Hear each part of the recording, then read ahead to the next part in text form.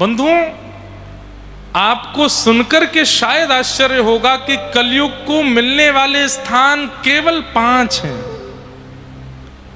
और इन 5 स्थानों से हम सब पर आक्रमण किया है कलयुग ने।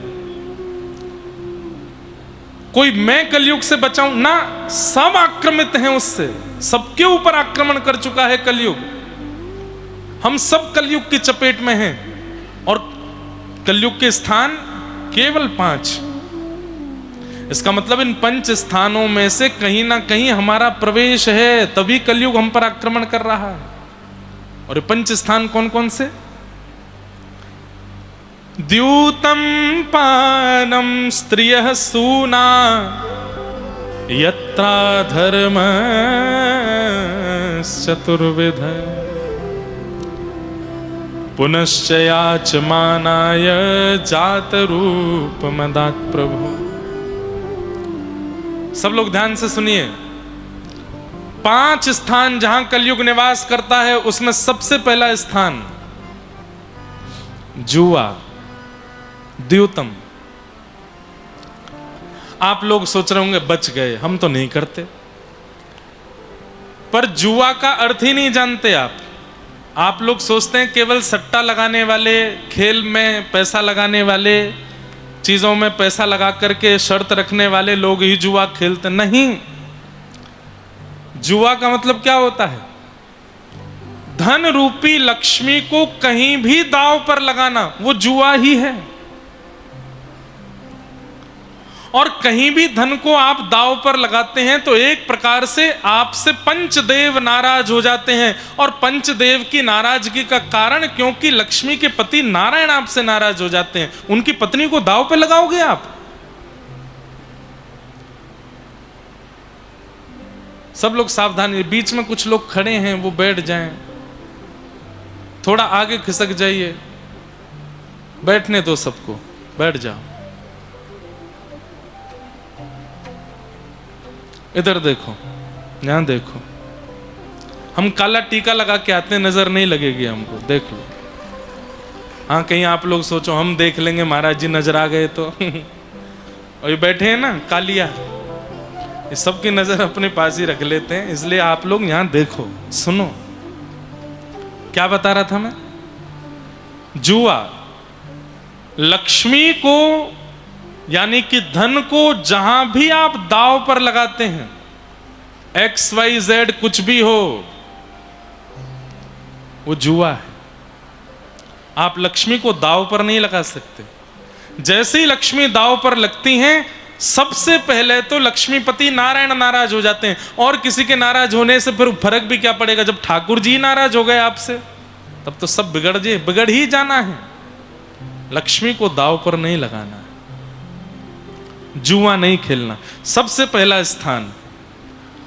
दूसरा स्थान कलयुग का है पानम, मदिरा पान। मदिरा पान, बीड़ी पान, सिगरेट पान। पान का मतलब पीना। ये मदिरा, बीड़ी, सिगरेट, तंबाकू, जर्दा और जितनी भी निकोटिन यूज्ड वस्तु होती हैं, इन सब में कलयुग का निवास है।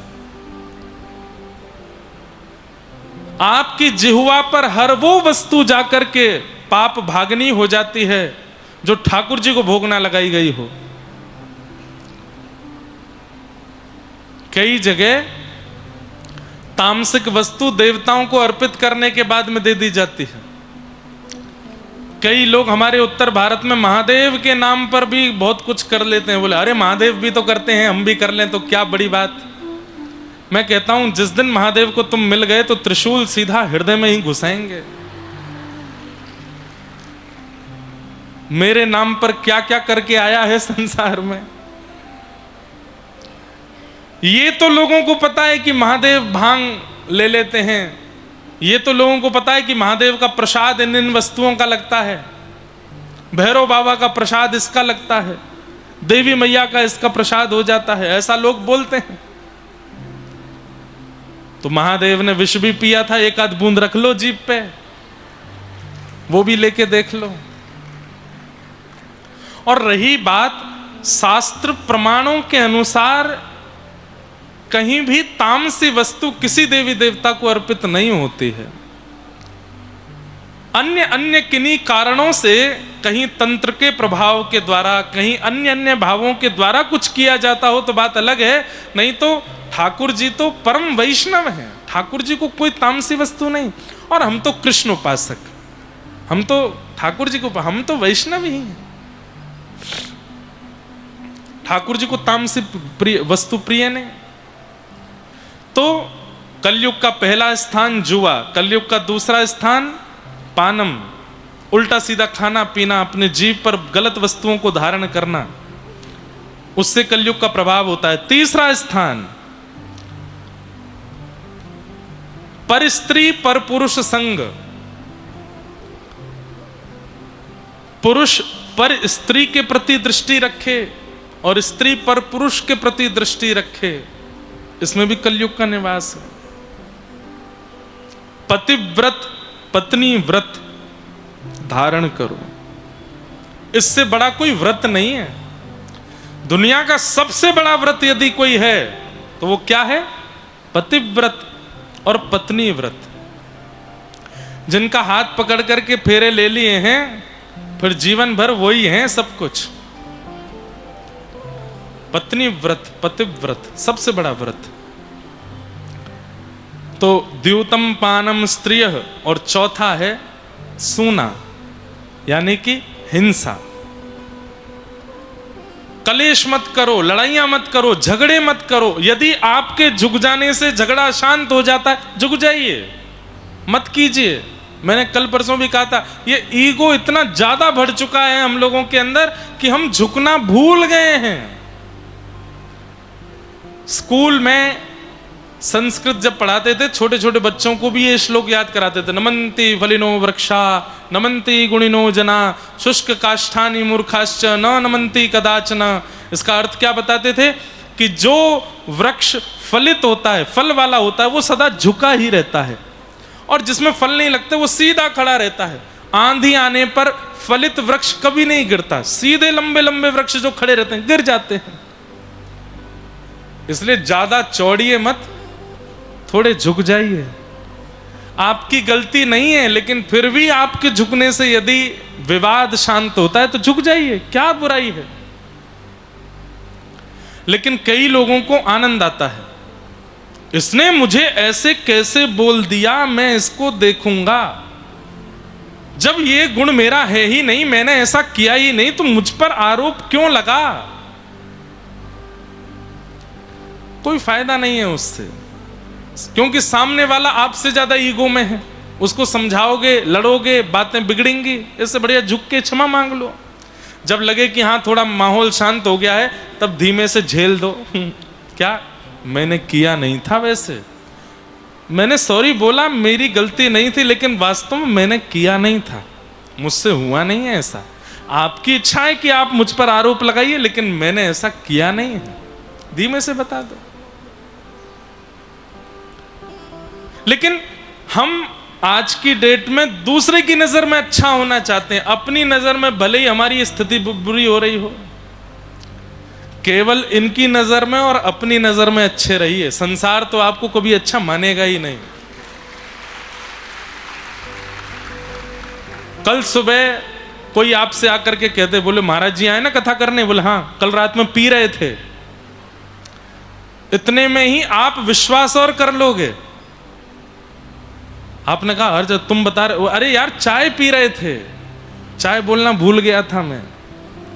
एक शब्द भूल गए तो आप विश्वास भी कर लोगे। संसार तो ऐसा है, इसलिए इनकी नजरों में अच्छा बनने का प्रयास मत कीजिए, इनकी नजरों में अच्छे बनो।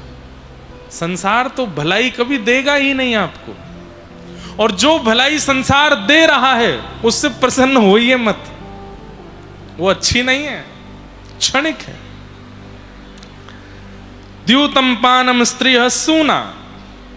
और पांचवा स्थान कलयुग का है बिना मेहनत से कमाया गया धन, उसमें कलयुग का निवास है। बिना मेहनत के कमाया गया।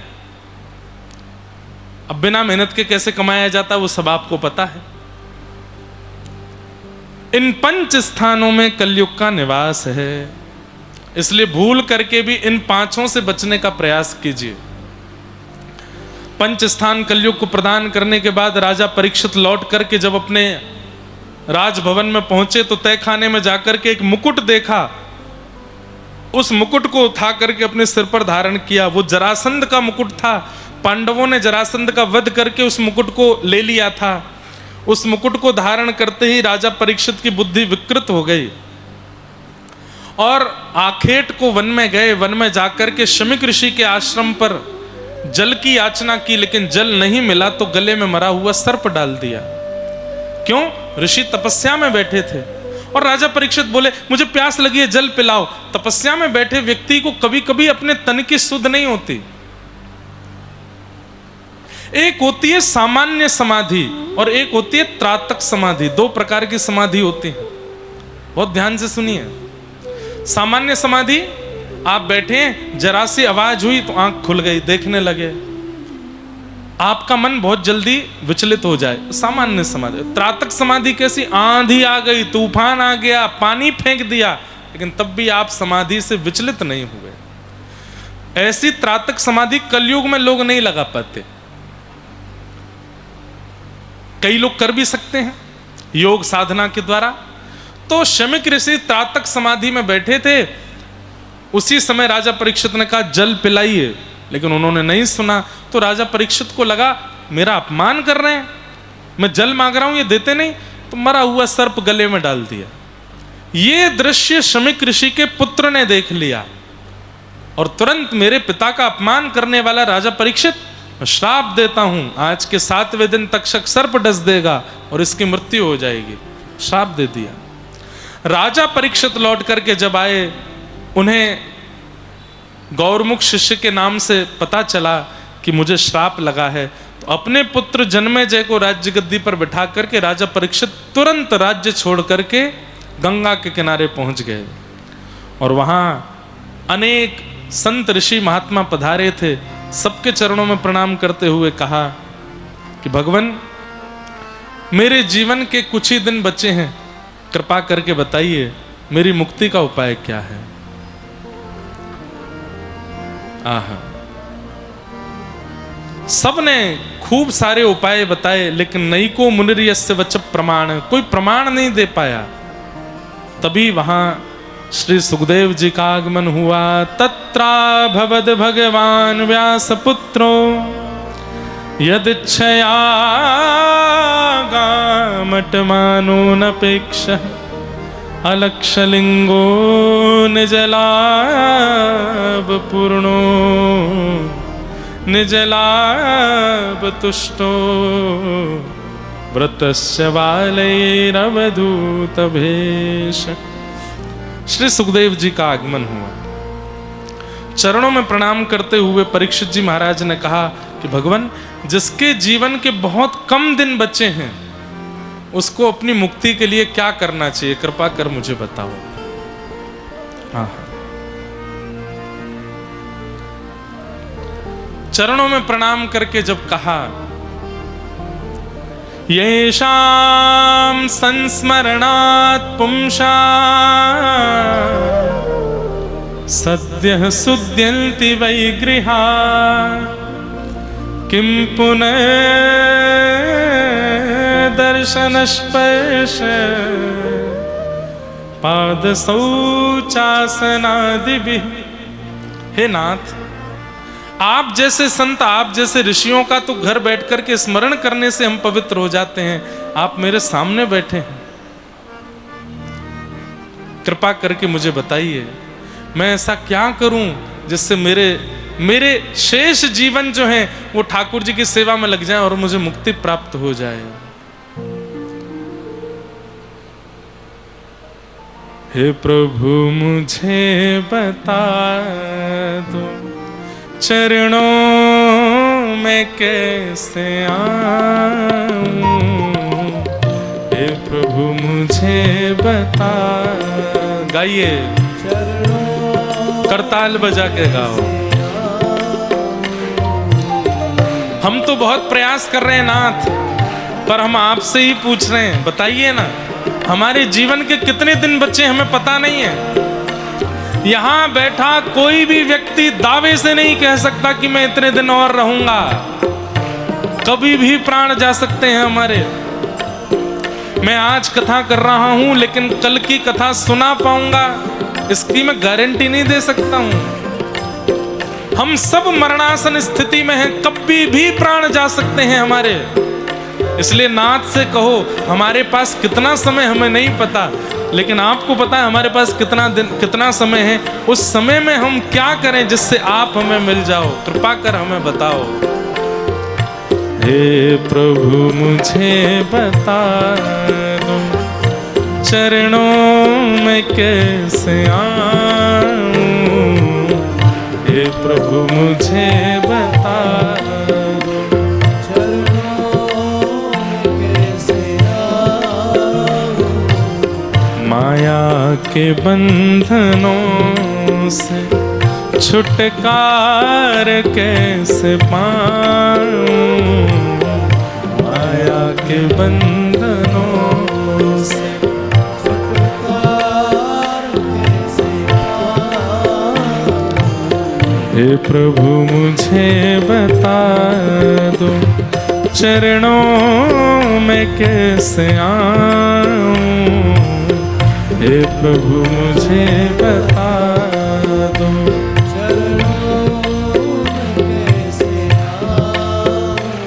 मैं हूँ पतित स्वामी। पतित मतलब पाप। हमारे जगन्नाथ मंदिर में सिंह द्वार से जब आप प्रवेश करते हैं तो वहां ठाकुर श्री जगन्नाथ जी का एक स्वरूप है, उन्हें कहते हैं पतित पावन भगवान। क्या कहते हैं? उनके दर्शन किए बगैर भीतर नहीं जाना, वे पतित पावन भगवान हैं। उनका दर्शन करने से उसी समय हमारे सारे पाप नष्ट होते हैं। वो नित्य पतित हैं, इसलिए उनका नाम पतित पावन है। कई लोग पुरी में दर्शन नहीं कर पाते, भीतर नहीं जा पाते, तो बाहर से उन्हीं को देख लेते हैं, पतित पावन भगवान को ही दर्शन कर लेते हैं। वे पतित पावन हैं, पर मैं पतित स्वामी हूं। पापियों में सबसे बड़ा मैं हूं और पापों को नष्ट करने वालों में सबसे बड़े वो हैं। वही बात यहां कही जा रही है। मैं हूं पतित स्वामी, तुम हो पतित पावन। मैं हूं पतित स्वामी, तुम हो पतित पावन। मैं हूं पतित स्वामी, तुम हो पतित पावन। मैं हूँ पतित स्वामी, तुम हो पतित पावन। अवगुण भरा हृदय में, अवगुण भरा हृदय, हो अवगुण भरा हृदय में, अवगुण भरा ओ इसे कैसे मैं दिखाऊं। अवगुण भरा हृदय में, इसे कैसे मैं दिखाऊं। अवगुण भरा हृदय में, इसे कैसे मैं दिखाऊं। अवगुण भरा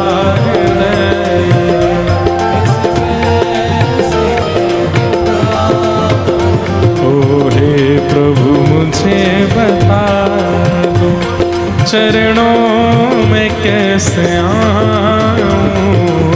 हे प्रभु मुझे बता दो चरणों में कैसे आऊं। हे प्रभु मुझे बता दो चरणों में कैसे आऊं। श्री जगन्नाथ महाप्रभु की।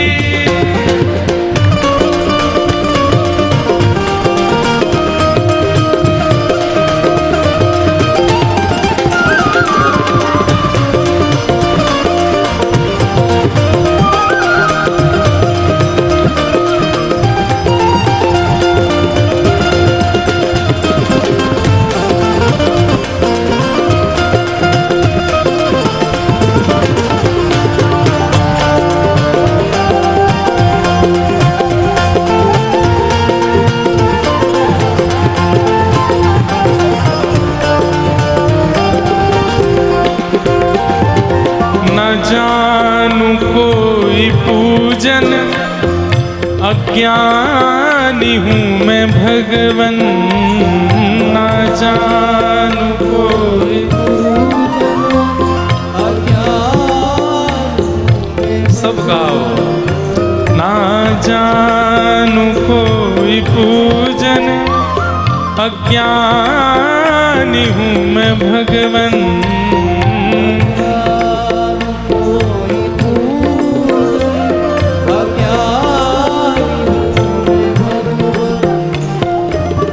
करना कृपा दयालु, करना कृपा, ओ करना कृपा दयालु, करना ओ चरणों में सर झुकाऊं, करना कृपा दयालु।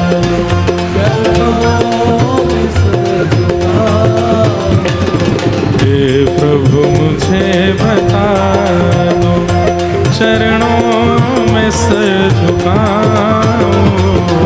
हे प्रभु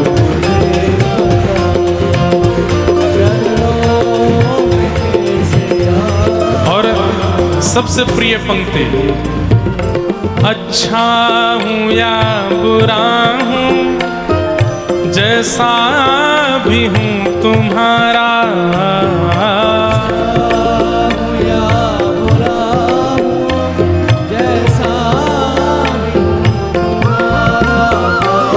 अच्छा हूँ या बुरा हूँ, जैसा भी हूँ तुम्हारा।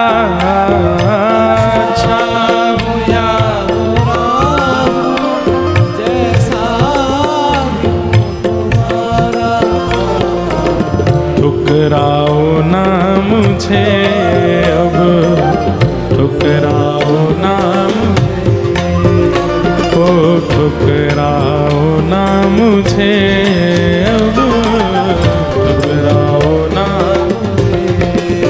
ओ चरणों में सर झुकाऊं। ठुकराओ ना मुझे अब,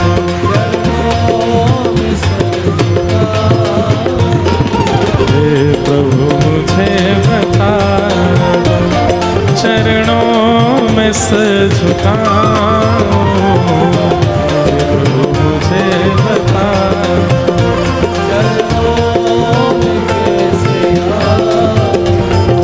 माया के बंधनों से छुटकार कैसे पाऊं।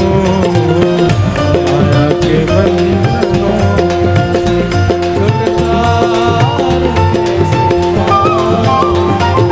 गोविंद बोलो, हरि गोपाल बोलो, गोविंद बोलो, हरि गोपाल बोलो। श्री राधा रमण हरि गोविंद बोलो,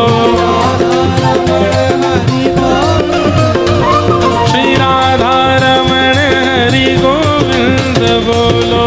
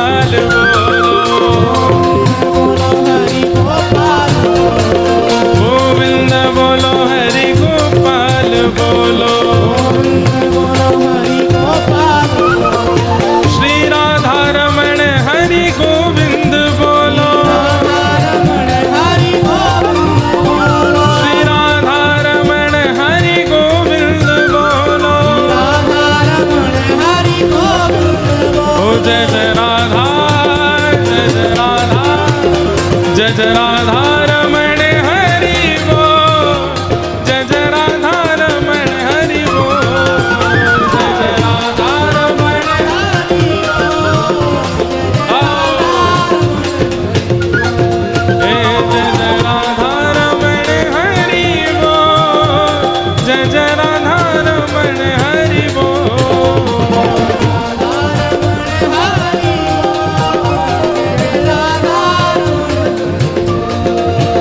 जय जय राधा रमण प्यारो राधा रमण,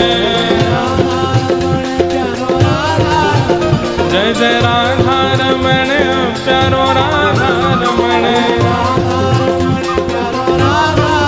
ओ मेरो राधा रमण प्यारो राधा रमण, मेरो राधा रमण प्यारो राधा रमण, जय जय राधा, जय जय राधा, जय जय राधा रमण हरि बोल, जय जय राधा रमण हरि बोल, जय जय राधा रमण हरि बोल, जय जय राधा रमण हरि बोल, जय जय राधा रमण हरि बोल, जय जय राधा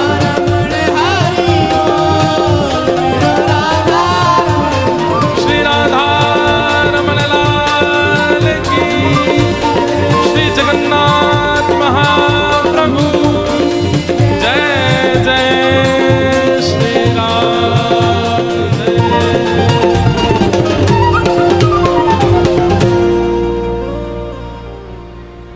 हे प्रभु मुझे बता दो चरणों में कैसे आऊं,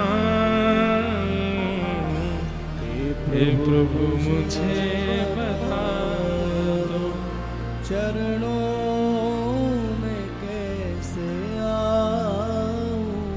वैसे हम ये भाव गाते तो हैं कि प्रभु मुझे बता दो चरणों में कैसे आऊं, पर वास्तविकता तो यही है कि ठाकुर जी ने ही सब जगह बताया है कि मैं कैसे मिलूंगा। चाहे भगवत गीता हो, चाहे श्रीमद् भागवत की कथा हो, चाहे रामचरितमानस हो, चाहे वाल्मीकि रामायण हो। आप सब लोग जो खड़े हो गए सब बैठ जाइए। आपकी जगह घिर गई है क्या? हाँ बैठ जाओ, सब लोग बैठ जाओ।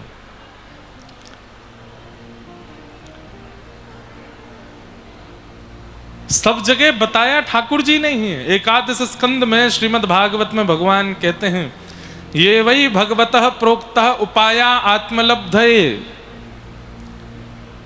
भागवत क्या है? बोले मैं अपनी प्राप्ति का अपने मुख से जो मार्ग बताता हूं वही भागवत है। भगवत प्राप्ति का मार्ग आचार्य लोग बताते हैं, गुरुजन बताते हैं मंच पर बैठ करके, लेकिन उनको किसने बताया? इन ग्रंथों ने। और इन ग्रंथों में कहां से आया? ठाकुर जी ने स्वयं बताया। मैं कैसे मिलूंगा ये मार्ग ठाकुर। इसलिए कभी भी भगवत प्राप्ति के मार्ग पर संशय नहीं करना है, क्योंकि वो मार्ग ठाकुर जी ने ही बताया है। श्रीमद् भागवत के एकादश स्कंद में भगवान कहते हैं कि मेरे द्वारा कहे गए भाव जो कि भागवत हैं उन पर कभी संशय मत करना, क्योंकि मैंने वही उपाय बताए हैं जिन उपायों से मैं मिलूंगा। इसलिए हमने अपनी व्यासपीठ का नाम भक्ति पथ रखा। पथ मतलब रास्ता, पथ मतलब रास्ता, मार्ग। और इस मार्ग को किसी कंस्ट्रक्टर ने नहीं बनाया है, किसी रोड मिनिस्टर ने नहीं बनाया है। इस भक्ति के पथ को, भक्ति के मार्ग को स्वयं ठाकुर जी ने ही बनाया है। इस पर जो चलेगा इसका गंतव्य क्या है, डेस्टिनेशन क्या है, ठाकुर जी ही हैं, खुद मिलेंगे वो। और इस पथ पर चलना कैसे चाहिए, तब भगवान स्वयं एकादश स्कंद में भागवत में कहते हैं, ये वै भगवता प्रोक्ता उपायात्मलब्धये अंजः पुंसाम विदुषाम वृद्धि भागवतान हितान धावन्निमील्यवा नेत्रे यानस्थाय नरो राजन् न प्रमादेत करहिचित् धावन्निमील्यवा नेत्रे न स्खलेन पतेदिह। क्या कह रहे हैं भगवान? सब लोग इधर देखो, ध्यान से सुनो। ठाकुर जी कह रहे हैं मैंने अपनी प्राप्ति के जितनी वाणियां, जितनी बातें कथाओं में बताई हैं, उन सब पर चलने लगो। कैसे चलो? बोले आंख बंद करके चलने लगो। धावन निमिल्यवा नेत्रे, अपने नेत्र बंद करके चलो, कभी गिरोगे नहीं। और कभी गिर भी गए तो क्या होगा? आहा नस्खलेन पतिदिह। अगर कभी गिरोगे नहीं, पहली बात तो इस भक्ति के पथ पर यदि कदापि कभी गिर गए तो उठाने के लिए मैं ही आऊंगा, मैं ही उठाऊंगा। ठाकुर जी डंके की चोट पर कहते हैं नमे भक्ता प्रणश्यति, मैं अपने भक्त का पतन नहीं होने देता, नहीं होने देता, नहीं होने देता। इसका सबसे बड़ा प्रमाण महाप्रभु जगन्नाथ, आपके परम भक्त हुए श्री बलराम दास जी। पंच सखा जो जगन्नाथ जी के प्रसिद्ध हैं, उनमें से एक सखा हुए श्री बलराम दास। बहुत ध्यान से सुनना। बलराम दास जी के चरित्र में आता है कि वो इतना अच्छा गाते थे, महाप्रभु जगन्नाथ जी के सन्मुख बैठ करके गाते थे, महाप्रभु जी उनके साथ खेलते थे। लेकिन एक बार एक बहुत सुंदर नर्तकी मंदिर में आई और वो महाप्रभु जी के सामने नृत्य करने लगे। सब लोग इधर देखो, इधर देखो, इधर देखो, पीछे वाले भी इधर देखो। कोई आवे जावे तब भी आप इधर ही देखते रहो। तो श्री बलराम दास जी का चरित्र आता है कि बलराम दास जी बहुत अच्छा गाते थे। अच्छा, एक बात आपको माननी पड़ेगी,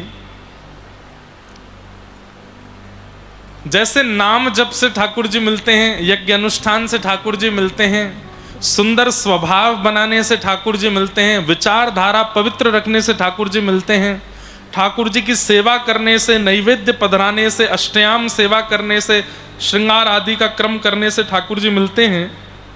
वैसे ही अगर किसी के पास में गायन की कला है, गाना जानता है, अच्छा कंठ यदि उसके पास है, और यदि वो उस कंठ से लोक रंजन ना करे, दुनिया को ना रिझाए, और अपने कंठ से यदि ठाकुर जी की सेवा करे, तो उससे भी ठाकुर जी रीझ जाते हैं, मिल जाते हैं ठाकुर जी। कुछ ना करे, केवल दिन रात ठाकुर जी को गा गा करके सुनाता रहे। दिन में उठावे तो गा करके, रात्रि सुलावे तो गा करके, पवावे तो ठाकुर गा करके। बस उसका कंठ कभी संसार के रंजन में ना लगे, तो उसके कंठ से ठाकुर जी रीझ जाते हैं और उसको मिल जाते हैं। और कई जगह तो ऐसा भी आचार्य लोग कहते हैं कि बाकी साधन करने वालों से पहले उसको मिल जाएंगे जो गा करके ठाकुर जी को रिझावे, कोई गावे।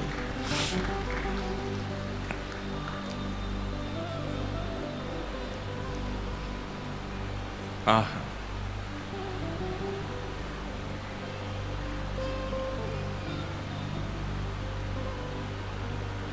अगर किसी के पास कंठ है, यहां कोई बैठा है ऐसा जो गाना जानता है,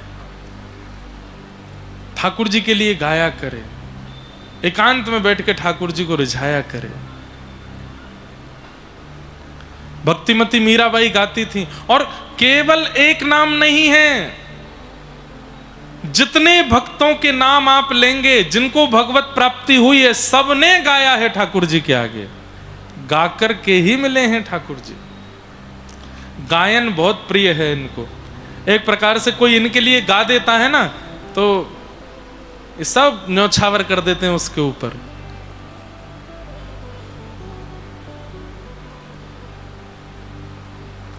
गीत गोविंद के रहस्य में कथा आती है कि जगन्नाथपुरी में एक माली की बेटी, उसको गीत गोविंद याद हो गया था और वो बैगन के बगीचे में जाकर के गीत गोविंद गाती थी। तो महाप्रभु जगन्नाथ जी मंदिर छोड़ करके सुनने के लिए आते थे और उसके पीछे पीछे घूमते रहते थे। एक दिन महाप्रभु जी लौट करके जब मंदिर आए, कपाट खुले तो सारे वस्त्र फटे हुए थे और कहीं कहीं कुछ मट्टी लगी थी, कहीं कांटे लगे थे। तो पुजारियों ने पूछा ये कैसे हुआ? तो ठाकुर जी बोले एक बालिका है पुरी में, माली की बेटी है, वो बैगन के बगीचा में जाकर के गीत गोविंद गाती है, मैं सुनने जाता हूँ। तो वहाँ बैगन के बगीचे बहुत छोटी छोटी छोटी बेल हैं, मैं इतना विशाल हूँ और वो भीतर घुस के गाती है, तो उसके संग मैं जब घुसता हूँ तो मेरे वस्त्र आदि फट जाते हैं। इतना प्रिय लगता है इनको गायन, कोई बस गा दे इनके लिए, बहुत प्रिय।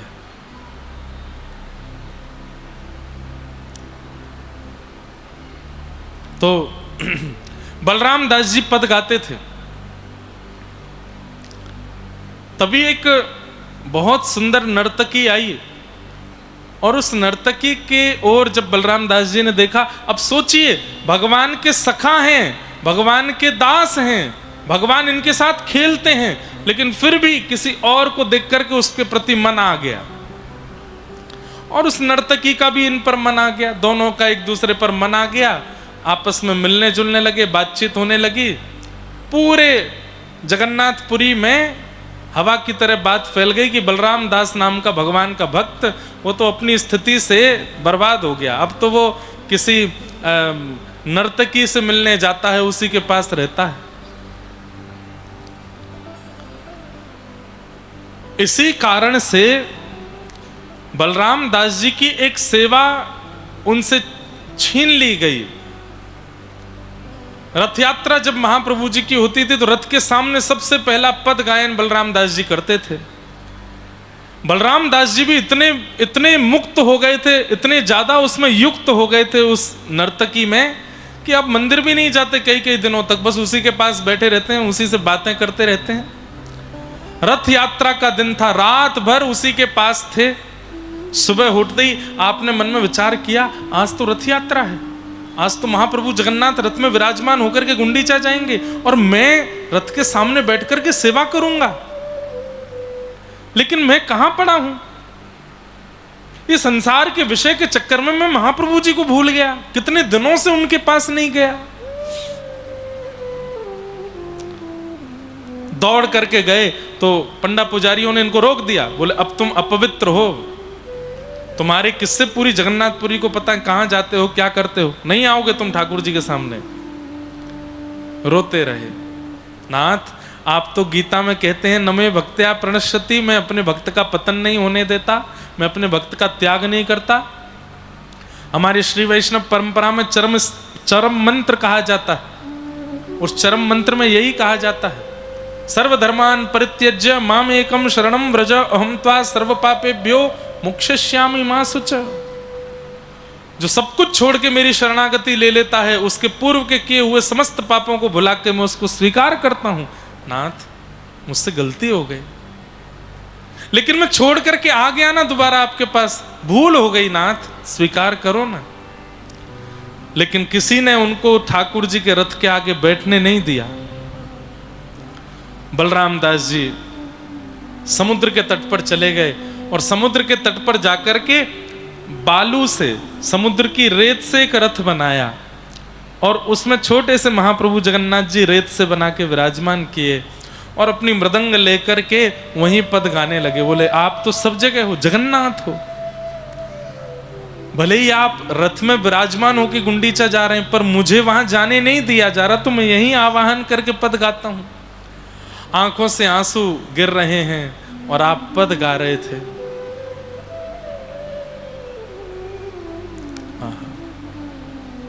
ठाकुर जी के सामने जब भाव से पद गाने लगे तो कहते हैं महाप्रभु जगन्नाथ जी का रथ रुक गया। सबने पूछा भगवान क्या बात है, आज रथ आगे नहीं बढ़ेगा क्या? सबने प्रार्थनाएं की।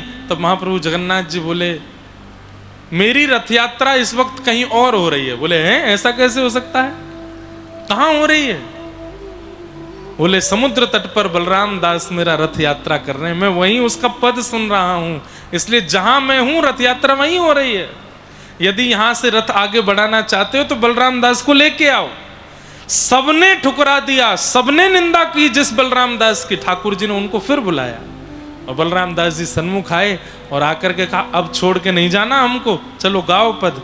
और जैसे ही पद गाया ठाकुर जी का रथ फिर आगे बढ़ने लगा। नमे भक्त्या प्रणश्यति, मैं अपने भक्त का कभी त्याग नहीं करता, कभी पतन नहीं होने देता, सदैव स्वीकार करता हूं उसको। इसका सबसे बड़ा प्रमाण तो जगन्नाथ जी। हमारा पतन हो भी रहा होता है तो भी ठाकुर जी हमको स्वीकार कर लेते हैं, बस हम दोबारा चले जाएं उनके पास। कान पकड़ लिया करो, गलती हो गई अब नहीं करूंगा। ठाकुर जी इतने दयालु हैं, तुरंत स्वीकार कर लेते हैं, कोई बात नहीं। नमे भक्त्या प्रणश्यति, इसलिए इस भक्ति के पथ पर, इस भागवत के पथ पर चलने लगो, कभी गिरोगे नहीं। और कभी गिर भी गए, गिरना मतलब पतन यदि हो भी गया ठाकुर जी फिर उठा लेंगे। बस हां कोई महापाप मत करना। महापाप क्या है? भक्ति का चोला पहन के, वैष्णव का चोला पहनकर, व्यास का चोला पहनकर, संत साधु महात्मा का चोला पहनकर किसी व्यक्ति के साथ दुर्व्यवहार, स्त्रियों के साथ दुर्व्यवहार, बच्चों के साथ दुर्व्यवहार, और ये सब महापाप की श्रेणियां, मांस भक्षण आदि। वैष्णव बनने के बाद ये सब मत करना, नहीं तो ठाकुर जी कभी स्वीकार नहीं। रावण का आज तक दहन होता है दशहरा मैदान में, क्यों? साधु का रूप बना के गया था सीता जी का हरण करने, इसलिए भक्ति रूप धारण किया है, वैष्णव बन गए हो तो मर्यादा में रहना। थोड़ा बहुत ज्यादा अपराध, बड़े बड़े पाप यदि आपसे हो गए तो आप पाखंडी माने जाओगे, और ठाकुर जी उसको कभी स्वीकार नहीं करते। छोटी मोटी गलतियां हो जाती हैं, ठाकुर जी स्वीकार कर लेते हैं और सुधार देते हैं। परीक्षित जी महाराज बैठे हैं, सुखदेव जी महाराज उन्हें कथा सुनाते हैं। वरीयाने शते प्रश्न कृतो लोक हितम नृप, आत्मविद सम्मतः पुंसाम श्रोतव्या दिशु यपर। तुमने जो प्रश्न किया वो उचित है, पर 7 दिन में मुक्ति की कामना मत करो। ये तुम्हारे जीवन के 7 दिन बचे, बहुत ध्यान से सुनिए सब लोग। तुम्हारे जीवन के 7 दिन बचे हैं,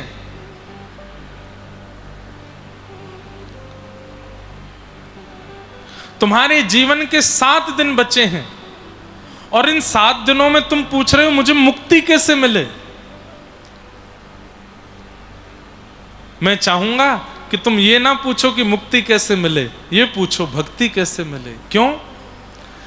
मुक्ति तो बंधुओं जीवन भर आपने भजन नहीं किया, जीवन भर सारे पाप किए, जितने पाप हो सकते थे सब किए, लेकिन अंतिम क्षण में भी यदि भगवान नाम मुख से निकल गया, अंते नारायण स्मृति, अंतिम श्वास निकल रही थी, बस प्राण जाने ही वाले थे और गलती से मुख से निकल गया हरि, गलती से मुख से निकल गया नारायण, गलती से मुख से निकल गया जगन्नाथ, गलती से मुख से निकल गया राम, और ये कहते ही प्राण निकल गए, मुक्ति हो जाएगी। जीवन भर अच्छा कर्म नहीं किया, लेकिन मृत्यु के समय यदि भगवत स्मरण हो जाए तो मुक्ति हो जाती है। पर ऐसी मुक्ति चाहिए क्यों? मुक्ति रावण को भी मिली है, मुक्ति कंस को भी मिली है, कुंभकर्ण को भी मिली है, पूतना को भी मिली है, शूर्पणखा को भी मिली है। जीवन भर जो भजन नहीं करते, अंत में गलती से मुख से भगवान नाम प्रकट हो जाता है, पहली बात तो होगा ही नहीं, और यदि हो गया तो मुक्ति मिलने में भी सेक्शन है। तो ABC सेक्शन होते होंगे वहां पर भी, तो C सेक्शन किनका है? राक्षसों का है, जो भगवान के हाथों मर के मुक्ति प्राप्त कर ली, उसी वाले सेक्शन में भेजा जाता है बुरा वो भी नहीं, अच्छा है वो भी, पढ़ाई वहां पर भी होती है, C सेक्शन में भी होती है, A सेक्शन में भी होती है। पर स्कूल में ऐसा होता था ना, अच्छे पढ़ाकू बच्चे A सेक्शन में होते थे, थोड़े कम बच्चे बी सेक्शन में होते और सबसे ऊधमी बालक सी सेक्शन में। तो ऊधमी बालकों के पास भेज दिया जाता है मुक्ति के। मुक्ति तो मिल गई, लेकिन जैसे ही वैकुंठ पहुंचे नजर घुमा के देखा तो रावण बगल में ही बैठा था, कंस इधर वाली सीट पे ही बैठा है। उनको भी तो मुक्ति मिली है। मुक्ति तो अंते नारायण स्मृति, अंत में नारायण का स्मरण कर लो तो मुक्ति मिल जाती है। तुम्हारे पास 7 दिन है परीक्षित, मुक्ति मत मांगो, भक्ति मांगो। भक्ति से क्या होगा? बोले मृत्यु के बाद मुक्ति मिलने पर भगवान का दर्शन होगा, लेकिन भक्ति से जीते जी भगवान का दर्शन हो जाएगा। 7 दिन में ठाकुर जी मिल जाएंगे। तुम भक्ति मांगो। हमारे भारत में एक बहुत अच्छे संत हुए स्वामी शरणानंद जी महाराज, वे एक वाक्य कहते थे, लिख लीजिएगा। इच्छाएं अधूरी रह जाएं और प्राण निकल जाए उसे मृत्यु कहते हैं। इच्छाएं अधूरी रह जाएं और प्राण निकल जाएं उसे मृत्यु कहते हैं। पर इच्छाएं पूरी हो जाएं और प्राण ना निकलें उसको मुक्ति कहते हैं। इच्छाएं सब समाप्त हो गई, अब कोई इच्छा नहीं है मेरी, ना अच्छा खाने की इच्छा, ना पहनने की, ना इससे मिलने की, ना इसको प्राप्त करने की, अब कोई इच्छा मेरे चित्त में नहीं है और मैं जीवित हूं, इसी को मुक्ति कहते हैं। राजन, तुम मृत्यु की बात क्यों करते हो? 7 दिन तुम्हारे पास बचे हैं, इन 7 दिनों में तुम भक्ति मांगो, भक्ति की याचना करो।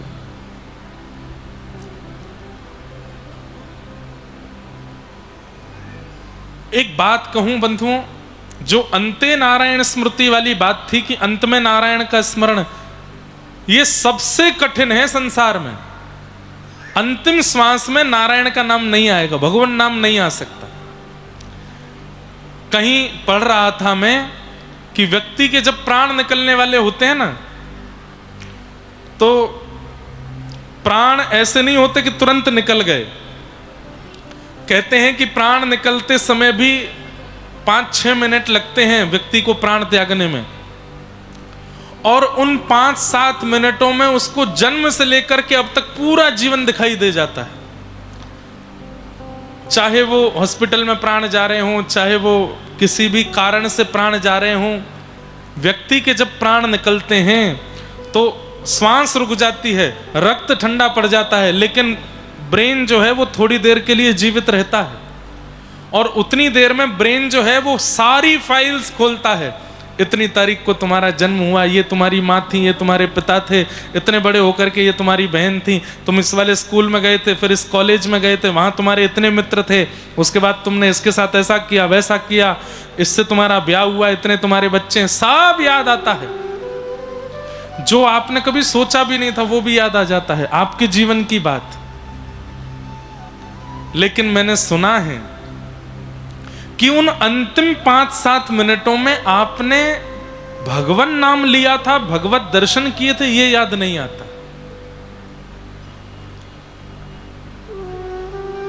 आप सब लोग अभी तो फोन के ऊपर ज्यादा हम लोग डिपेंडेंट हो गए, लेकिन कंप्यूटर लैपटॉप चलाने वाले बच्चे जानते हैं, जब आप बहुत सारी फाइल्स को एक साथ कॉपी करके डिलीट करते हो तो सारी फाइल्स ऐसे वो आ जाता है, एक सेक्शन आ जाता है कि 90% 80% डिलीटेड हो रहे हैं, और ऊपर जो है वो फाइल्स के फोटो आते रहते हैं, ये वाली फाइल जा रही है। जिस फाइल में सबसे कम कंटेंट होता है ना, वो कई बार दिखती भी नहीं है, और जिस फाइल में सबसे ज्यादा कंटेंट होता है वो बहुत देर तक सामने ब्लिंक होती रहती है कि अभी डिलीट हो रही है, डिलीट चल रहा है इसका। अंतिम श्वास जब निकलती है तब भी ऐसा ही होता है। संसार में जिसको बहुत प्रायोरिटीज दी गई हैं वो सब याद आते हैं, लेकिन जगन्नाथ जी को, कथा को, नाम को जब प्रायोरिटी नहीं देते ना, कभी once in a while, once in a year, once in a month याद करते हैं, तो फिर वो भी 1 सेकंड में डिलीट होती हैं वो सारी स्मृतियां।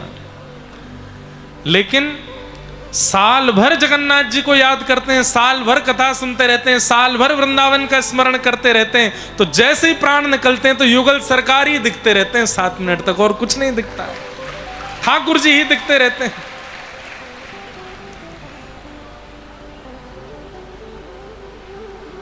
पीतांबरी कसी हो, मुखड़े पे एक हंसी हो, छवि मन में ये बसी हो, जब प्राण तन से निकले, इतना तो कहना स्वामी, जब प्राण तन से निकले, गोविंद नाम लेकर, जब प्राण तन से निकले।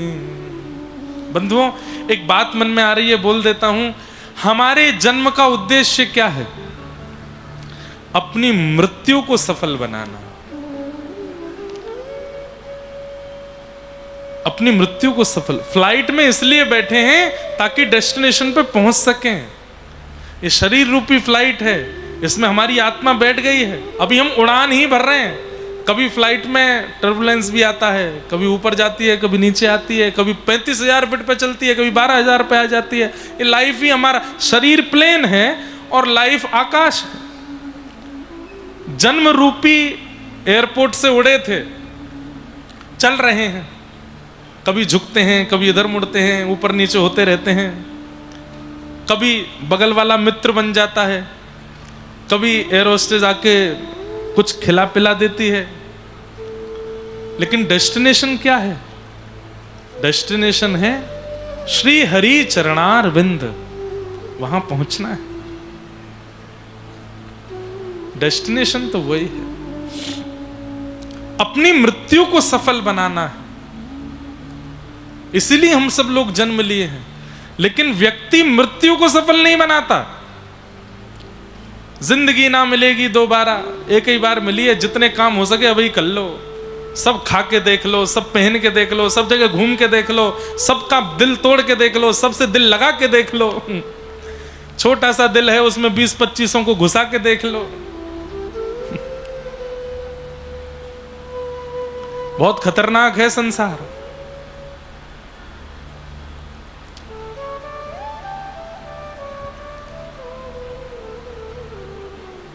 हम आज को जीकर, ऐसा कहा जाता आज में जियो, आज में जियो।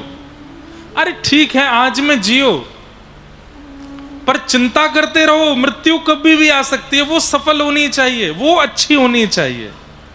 मृत्यु सफल नहीं हुई तो पूरा जीवन व्यर्थ हो जाएगा। अंत खराब तो सब खराब, और अंत भला तो सब भला। अंत मृत्यु ही है, और वो सफल कैसे बनेगी? हरेर नाम, हरेर नाम, हरेर नामैव केवलम, कलौ नास्त्यैव नास्त्यैव नास्त्यैव गतिरन्यथा। हरि का नाम वही है जो मृत्यु को सफल बनाने वाला। खूब हरि नाम जपो। मैया तेरे पांव पड़ूं एक बार, हरि बोल मैया तेरे। श्री नित्यानंद महाप्रभु, चैतन्य महाप्रभु, नित्यानंद महाप्रभु द्वार द्वार जाते हैं इसी बंगाल उड़ीसा में। उस समय पर कोई हरि बोल, कोई भजन नहीं करता था। जगन्नाथ महाप्रभु के अति प्रिय और श्री कृष्ण राधा तनु श्री चैतन्य महाप्रभु ने आज्ञा की है, सबसे हरि नाम बुलवाना है।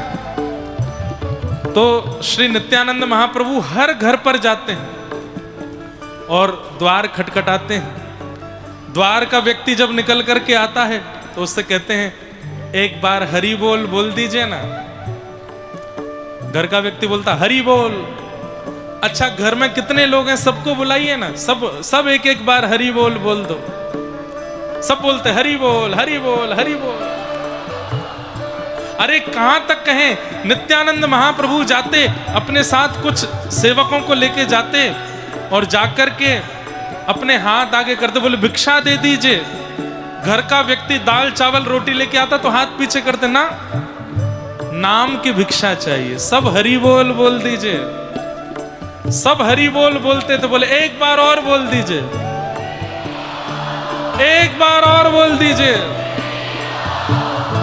आहा, लेकिन बंगाल उड़ीसा के कई नकचड़े लोग, हम क्यों बोले, हम तो नहीं बोलेंगे। घर के काम तुम करोगे क्या, पूरे दिन भजन करेंगे तो ये सब्जी कौन काटेगा, रोटी कौन बनाएगा। तो नित्यानंद महाप्रभु कहते मैं सब्जी काट दूंगा, मैं रोटी बना दूंगा, आप हरि बोल बोलो, आप भजन कीजिए, मैं बस सब काम करूंगा। तब महाप्रभु जी गली गली घूम करके सबके सामने जाके कहते, ओ मैया तेरे पांव पड़ूं एक बार हरि बोल, मैया तेरे पांव पड़ूं एक बार, मेरे भैया तेरे पांव पड़ूं एक बार हरि बोल। ऐसे नहीं, अपने बगल वाले के पैर छू के बोलो एक बार हरि बोल, मैया तेरे पांव पड़ूं। शर्माओ नहीं, बगल वाले के पैर छुओ, बोले एक बार हरि बोल बोल दीजिए। मैं द्वार द्वार जाऊंगो हरि हरि हरि बोल, हे सब सो बुलवाऊंगो हरि हरि हरि बोल,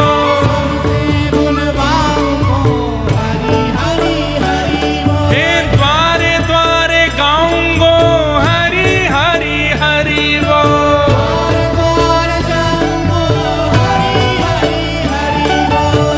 भुजा उठा के कहूंगो हरि हरि हरि बोल,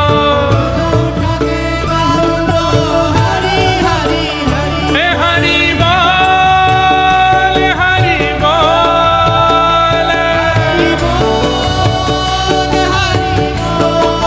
हे हरि बोल हरि बोल,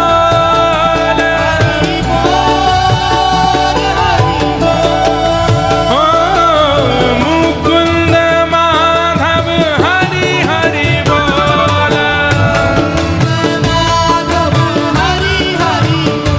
आ मुकुंद माधव हरि हरि बोल,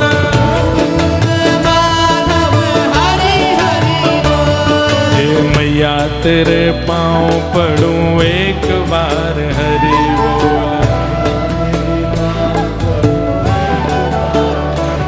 प्यारे भैया तेरे पांव पड़ूं एक बार हरि बोल,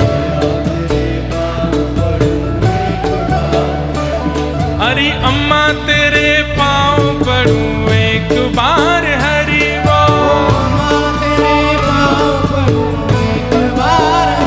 प्यारे बाबा तेरे पांव पड़ूं एक बार हरि बोल,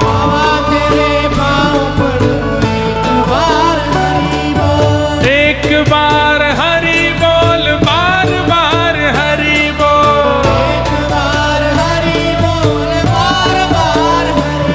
यम द्वार नहीं जावे गो तू एक बार हरि बोल,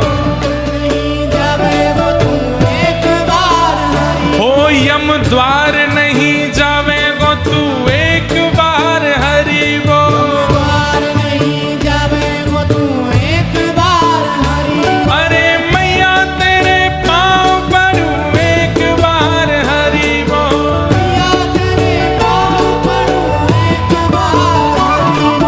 भुजा उठाऊंगो हरि हरि हरि बोल,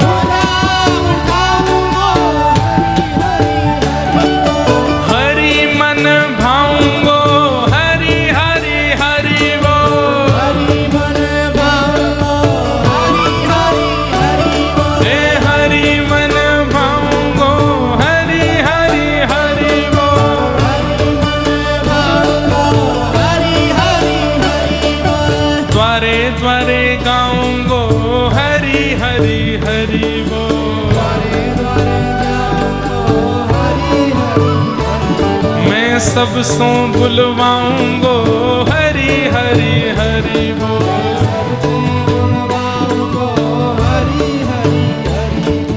प्रेम दाता निताई बोले हरि हरि हरि बोल। हाँ प्रेम दाता निताई बोले हरि हरि हरि बोल। हरि बोल हरि बोल।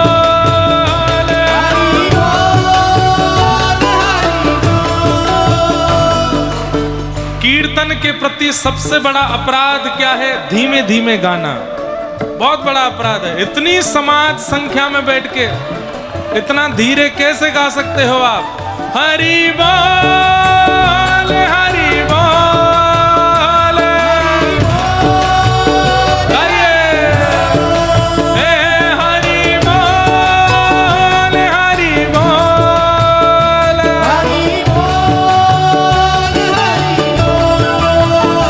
हे मुकुंद माधव हरि हरि बोल। हाँ मुकुंद माधव हरि हरि बोल।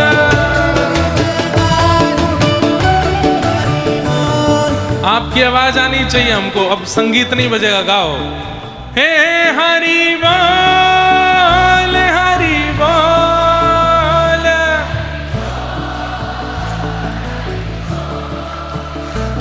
ऐसा लग रहा है कि 10 15 20 लोग गा रहे हैं क्या? नहीं नहीं, आपकी आवाज निकलवाना हमको आता है। हम निकलवाना जानते हैं। कैसे गाओगे? जगन्नाथ। देखो कितने आप लोग ये गलत काम। आपके नगर के जगन्नाथ जी इसलिए उनका नाम जोर से गाते हो आप। अरे वही हरि बोल हैं। जगन्नाथ चक्कानैन जगन्नाथ चक्कानैन नीलाचल वरे तू न संभाले तो